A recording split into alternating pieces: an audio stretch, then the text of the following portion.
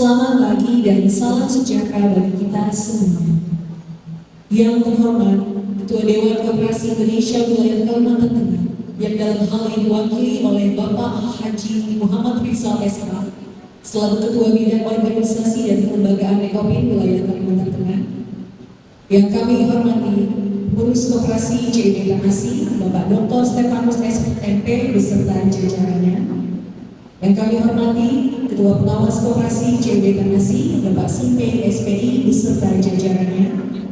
Penasihat Koperasi JB Tanasi, Bapak Dr. Nesti Suli. General Manager Koperasi JB Tanasi, Bapak Ektor Solik SG beserta jajarannya. Komite Kolektor Pengumpul Wilayah 1 Tempat Layanan Koperasi JB Tanasi. Ketua Panitia Prarapat Anggota Tahunan Koperasi JB Tanasi Wilayah 1 tahun 2022, Bapak Erwin Muhin SPD. Marilah kita panjatkan puji dan syukur kehadiran Tuhan Yang Maha Esa, karena atas penyertaannya kita dapat hadir pada acara Prarapat Anggota Tahunan Koperasi JB Tanasi Wilayah 1 tahun 2022 mengusung tema 20 tahun membangun, berkarya, dan melayani.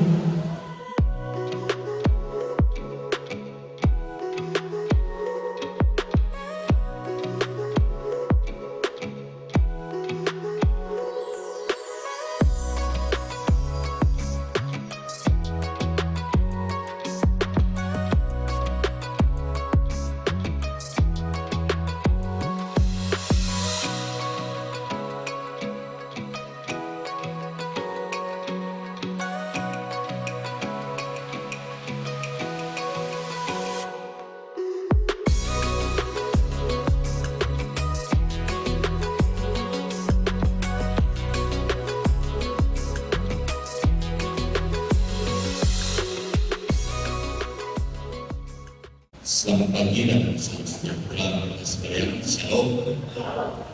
Sebelum kita berdoa, izinkanlah saya menyampaikan ucapan terima kasih dan penghargaan kepada panitia yang mengundang kami memimpin doa pada pagi ini. Saya Pendeta Ayam Setiawan, sekarang dipercaya oleh Majelis Menjadi Kaya sebagai Kepala Desa Pendidikan Ekonomi Tengah, dan di CIU Tanasi, puji Tuhan, tahun ini sudah menjadi anggota sejak 2004, berarti hampir 19 tahun. Terima kasih Bapak dan Ibu yang saya hormati.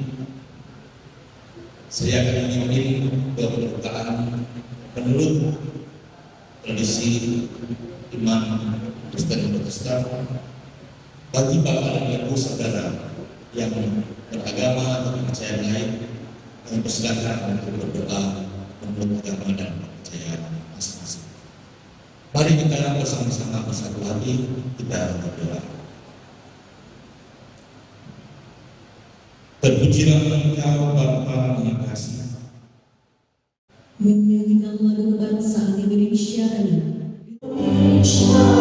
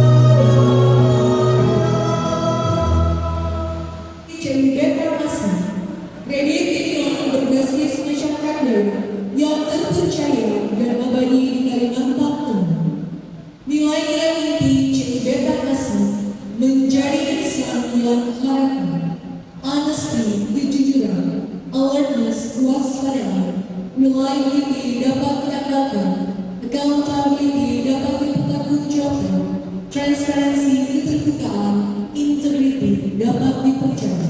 Slogan: Ceyu Bela Kasih, Handep Kapaklah, Sewit Bakal.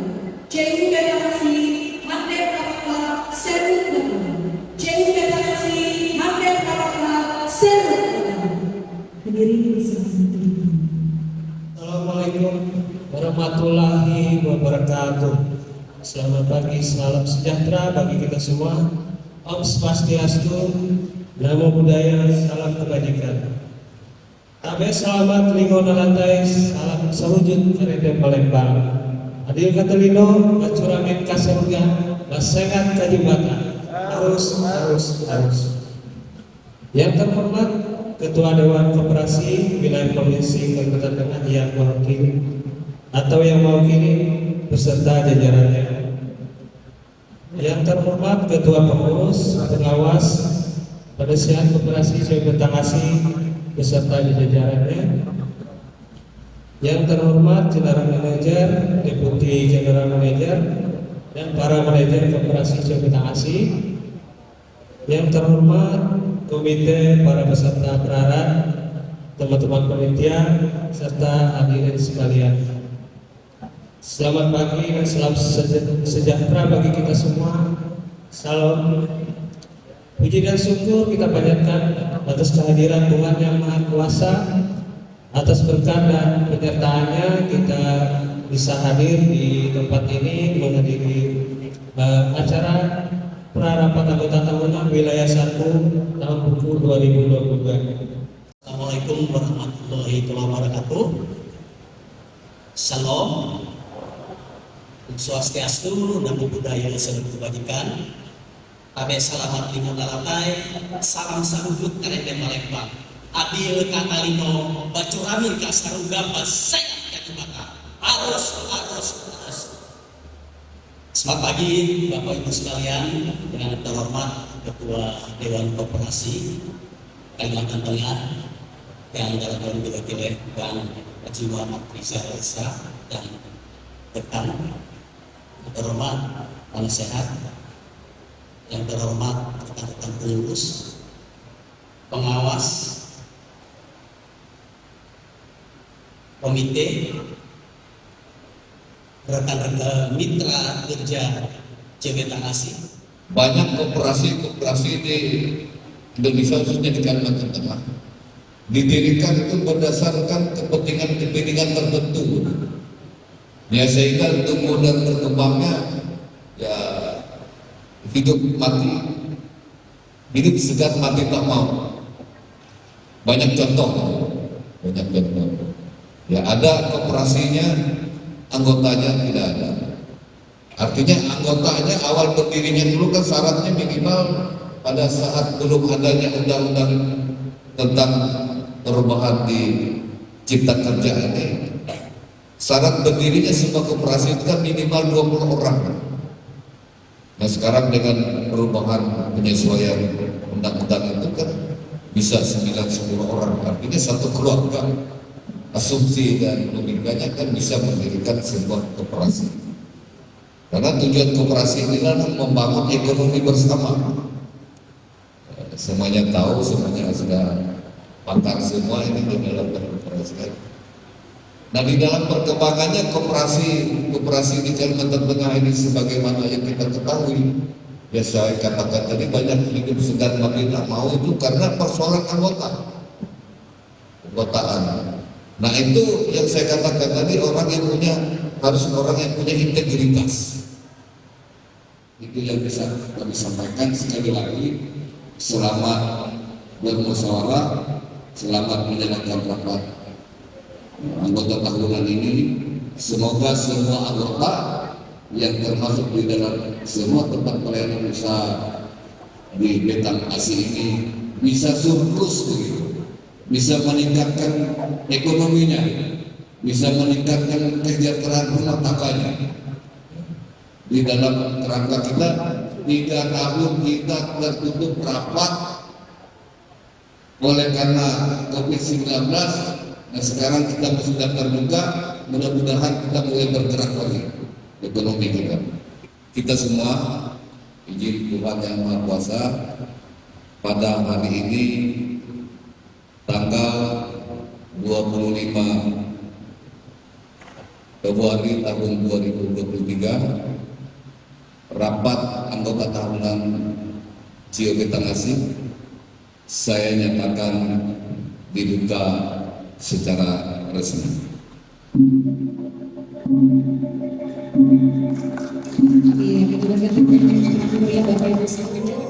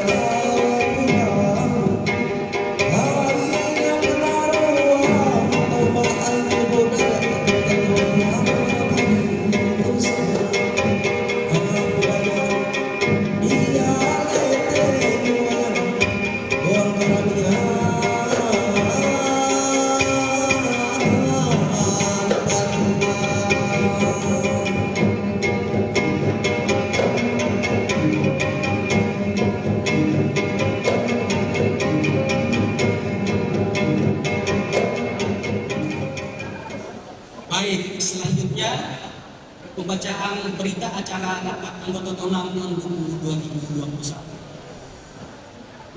Berita acara rapat anggota tahunan Operasi COP Tangasi wilayah 1, tempat pelayanan Pulat AP, tempat pelayanan Teras Pabelum dan tempat pelayanan Antar Tabur tahun 2021. Pada hari ini Jumat tanggal 18 bulan Februari tahun 2022 telah dilaksanakan rapat anggota tahunan Operasi COP Tangasi wilayah 1, tempat pelayanan Pulat AP, tempat pelayanan Teras Pabelum, tempat pelayanan Antar Tabur tahun 2021 bertempat di Aula Sufardi Palangkaraya dengan jumlah masyarakat 67 orang. Pelaksanaan rapat anggota tahunan Operasi COP Tangasi wilayah 1 tahun 2021 menghasilkan keputusan sebagai berikut. 1. Keputusan tentang pengesahan tata tertib rapat anggota tahunan Operasi COP Tangasi tahun 2021 nomor 01 garis miring Ket garis miring Prat strip Cuba garis miring Wil strip 1 garis miring TB 2021-2022. 2. Keputusan tentang pengesahan agenda rapat anggota tahunan Operasi COP Tangasi tahun 2021 nomor 02 Ket garis miring Prat strip Cuba garis miring Wil strip 1 garis miring TB titik 21 miring 2022. Terima kasih pimpinan rapat, pimpinan sidang Pak Dr. Stefanus. Saya akan membacakan menyampaikan laporan pertanggungjawaban pengurus untuk 3 tempat pelayanan wilayah 1 ini yang meliputi DP Bulat Ate, DP Antang Tabur dan DP Teras Pabelum. Saya menyampaikan secara umum begitu ya, highlight.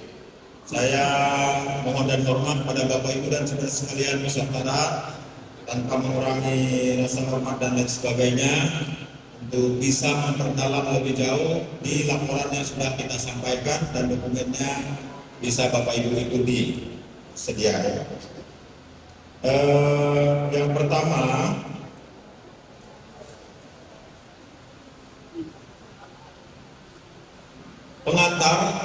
pengantar ini ada pendahuluan mengantarkan gambarkan kepada kita semua situasi dan kondisi yang kita hadapi baik internal maupun eksternal.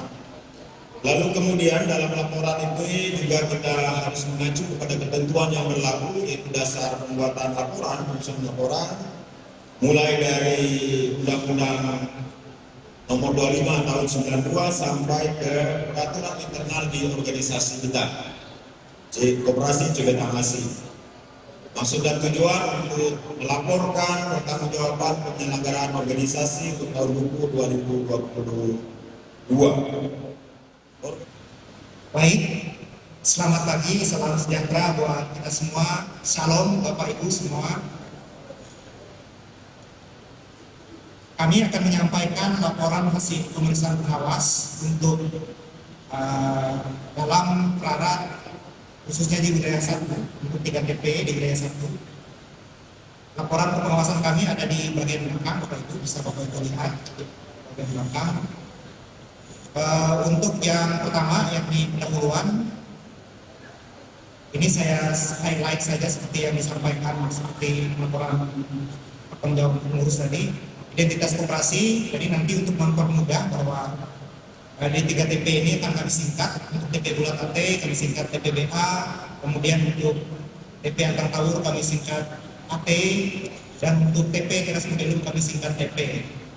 Untuk badan hukum sudah jelas, kemudian dasar pemeriksaan juga sudah jelas berdasarkan Undang-Undang Koperasi Nomor 25 Tahun 1942, kemudian berikut dengan Permenkopnya, kemudian anggaran dasar anggaran rumah tangga Koperasi Cibetangasi, kemudian manual operasional pengawasan dan audit, kemudian program kerja pengawasan di tahun buku 2022.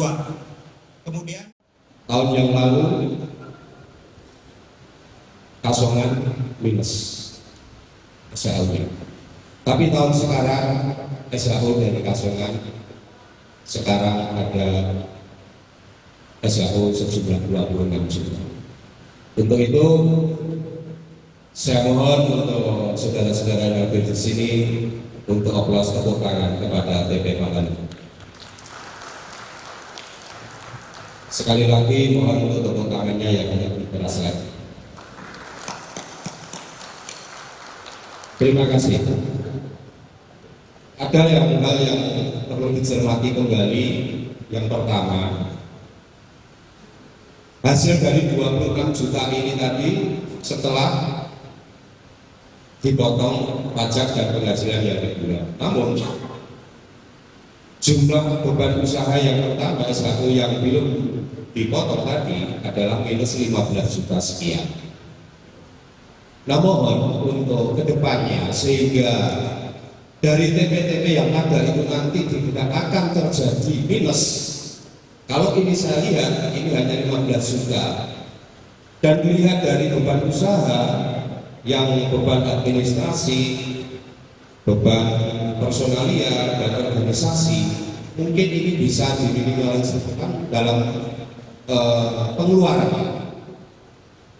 Jadi ada satu strategi untuk membuat agar tidak terjadi minus yang hanya istilahnya kalau kita lihat dari pengeluaran ini tidak sampai 5%. Ini adalah masukan saja. Tapi paling tidak saya sebagai anggota di TP Teras Pambelum mengucapkan terima kasih kepada para pengurus di TP Pambelum. Yang kedua, lagi-lagi tentang kredit lalai. Setiap kali kita mengadakan perarat maupun rat, di situ selalu muncul tentang kredit lalai. Nah, pada kesempatan ini untuk di TP Teras Pambelum, untuk yang lalai dari 1 sampai 12 bulan jumlahnya 2M, sedangkan di atas 12 bulan 2M, hampir 3M. Jadi kalau kita total 5 miliar, itu menggema di dalam telinga, kredit lalai 5M. Namun sudah ada satu upaya-upaya yang dilakukan oleh pengurus, dan hal ini yang perlu saya tanyakan. Kredit lalai yang di atas 12 tahun, yang berada di 12 bulan, ini bagaimana pengatasannya? Dan apakah di dalam kredit lalai ini itu sudah masuk pada jumlah aset yang ada di TP Bandung. Saya kira dua hal itu yang bisa saya sampaikan. Ada kurang lebihnya saya mohon maaf. Terima kasih. Ya,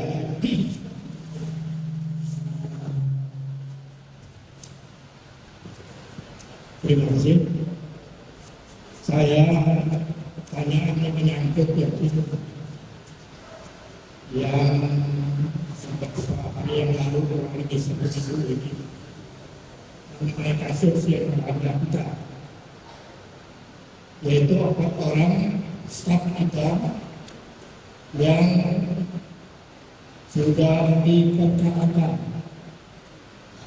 di pengadilan.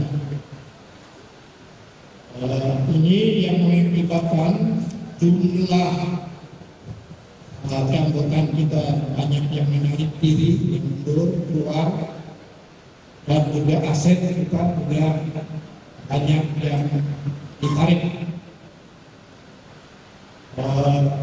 Saya hanya ingin dijelaskan di dalam forum tertinggi ini, karena itu dampaknya sangat hebat sekali di luar.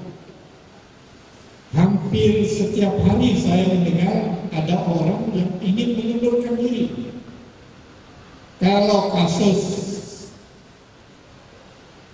ada yang menuntut 100M ganti rugi dengan CO, berarti tiga TV ini bangkrut nanti. Asetnya hanya beberapa M, ya. Dengan 300M kurang lebih tersampai 280M saja dalam laporan. Diklaim misalnya, ya dia menang 100M, sisa 100M itu kita aset kita. Itu yang luar biasa. Pengaruhnya itu bagi anggota yang tidak mengerti, kurang sadar akan kesalahan mereka yang berempat itu. Saya tidak mau menyebut namanya, tidak etis. Nah, ini yang saya ingin dijelaskan dalam forum ini, kasus itu, baik dari pengurus tadi, baik dari pengawas, tidak ada melaporkan kasus ini. Itu saja permintaan saya sebagai penasehat. Terima kasih. Dalam menghubungi laporan posisi keuangan itu yang terakhir. Kita lihat ada aset lancar, aset tidak lancar. Yang menjadi pertanyaan buat kami ada 2 hal. Yang pertama, dalam aset lancar tidak tampak simpanan atau yang tertera dalam rekening bank. Apakah itu masuk yang mana? Itu yang pertama. Yang kedua yang kami tidak paham dalam hal ini apakah tidak terlihat hutang. Tidak, sama sekali kami tidak melihat ini hutang. Cuma adanya kalau hutang anggota, ya anggota itu yang kami mau tanyakan, apakah ini hutang pada tahun berjalan atau total hutang sudah sekian puluh tahun yang lewat. Ini yang menjadi pertanyaan buat kami. Kemudian yang ketiga, pada aset tidak lancar yang tertera sana bosnya rekening antar kantor TV, kami tidak jelas juga ini.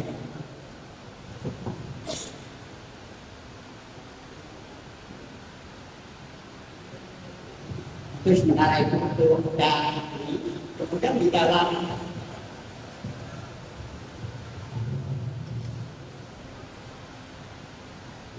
laporan sisa usaha,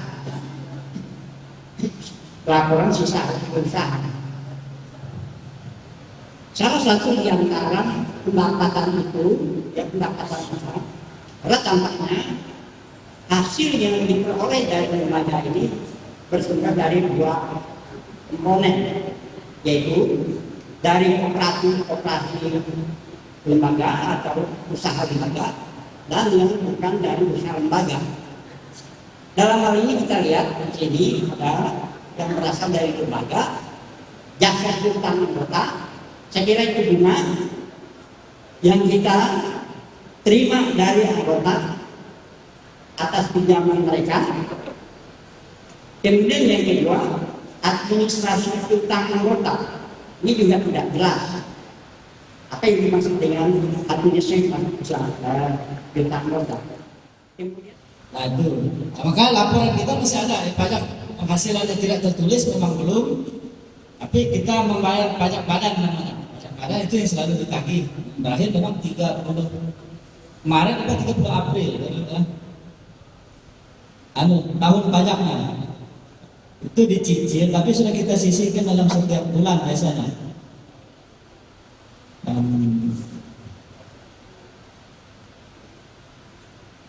Di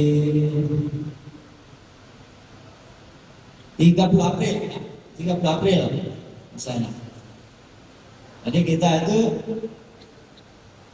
karena memang dalam proses ini tidak pernah kita dalam laporan keuangan fiskal itu yang ada hanya pajak badan, yang PPh untuk SAU itu belum pernah ditagih oleh pihak pajak. Yang ada.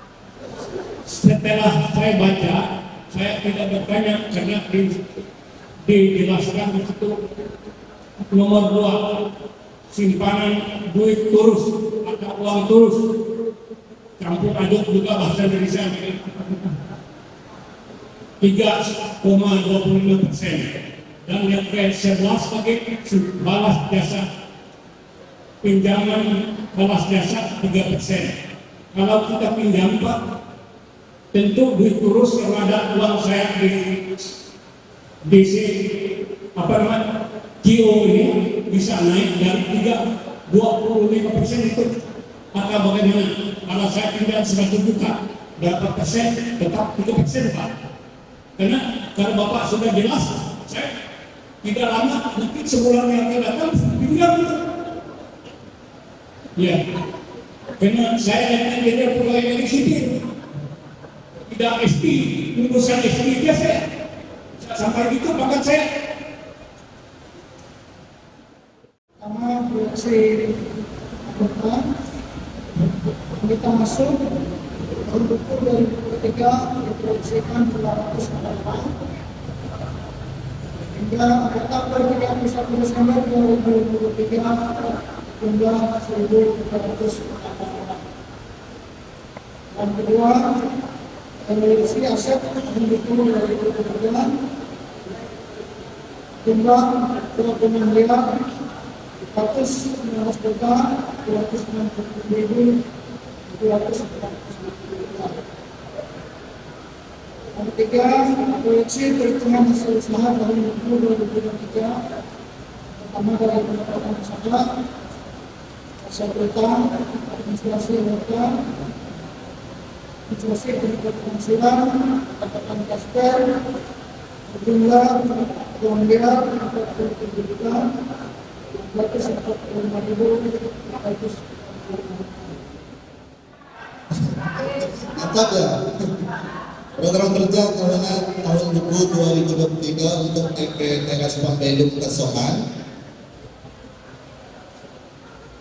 Untuk proyeksi anggota masuk diproyeksikan 225 orang, sehingga nanti di 31 Desember 2023 anggota bertambah sebesar 1.708 orang. Dalam proyeksi aset akan naik sebesar menjadi 22.883.774.877 rupiah.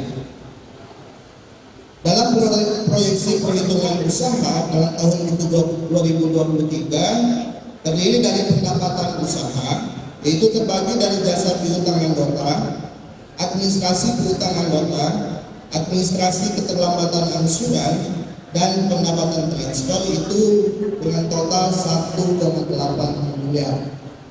Sedangkan beban usaha yang terdiri dari beban jasa simpanan dan bunga, beban organisasi, beban personalia, beban administrasi dan umum, serta beban pengusutan dan biaya transfer itu berjumlah 1,7 miliar. Program kerja tahun 2023 masih tindakan asing TP bulan AT Pelangkaraya. Ini ada pada dipakai setelah hasil pengawasan. Untuk proyeksi anggota masuk 924 orang dan anggota per 31 Desember 2023 10.503 orang. Untuk aset tahun 2000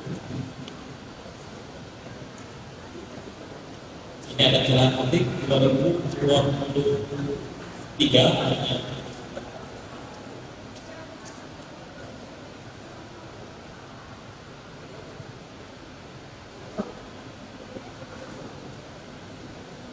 253 miliar 625 juta 203.686 rupiah.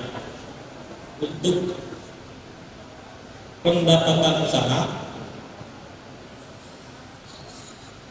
dari jasa piutang, administrasi piutang, administrasi perlambatan surat, dan pendapatan transfer berjumlah 9,5 miliar. Untuk beban usaha, beban jasa simpangan dan bunga ada nama-nama lama terus dan sampai sekarang pas. Kemudian ada beban organisasi, ada biaya beban rapat-rapat, beban pengembangan SDM pengelola, beban pendidikan pelatihan anggota, beban pengawasan audit, monitoring sampai pengelolaan penghasilan. Kemudian beban personalia, ada gaji dan upah, tunjangan pengaturan sampai dengan ke sana. Kemudian ada beban administrasi dan umum, telepon internet dan peralatan sampai dengan pemakaian alat inset. Kemudian ada beberapa penyusutan, bangunan, kendaraan dan peralatan. Tapi karena dari bulan